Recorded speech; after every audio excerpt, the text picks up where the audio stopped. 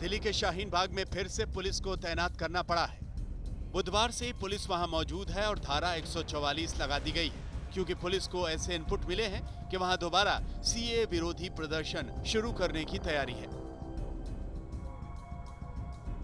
पिछली बार 15 दिसंबर से 24 मार्च तक चला शाहीन बाग का धरना देश और दुनिया में चर्चा की वजह था। दिल्ली के विधानसभा चुनाव में भी शाहीन बाग का बड़ा मुद्दा बना था।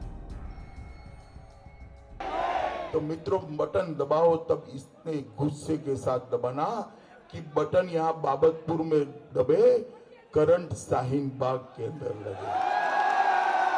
दबाएंगे पक्का।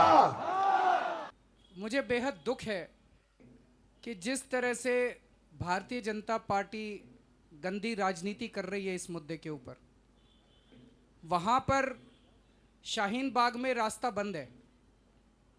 उस बंद रास्ते की वजह से बहुत सारे लोगों को तकलीफ हो रही है।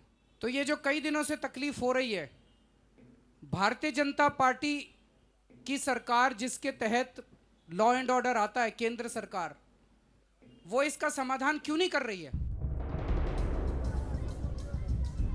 ऐसे में दोबारा शाहीन बाग का धरना शुरू हुआ तो दिल्ली सरकार का रुख अहम हो जाएगा।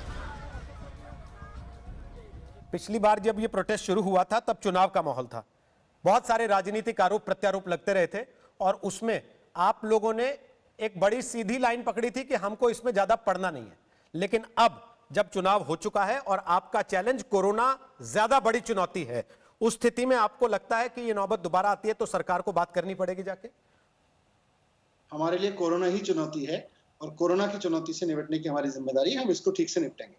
आप अपील करना चाहते हैं कुछ उन लोगों से शाहीन बाग को जो वापस जिंदा करने की कोशिश कर रहे हैं?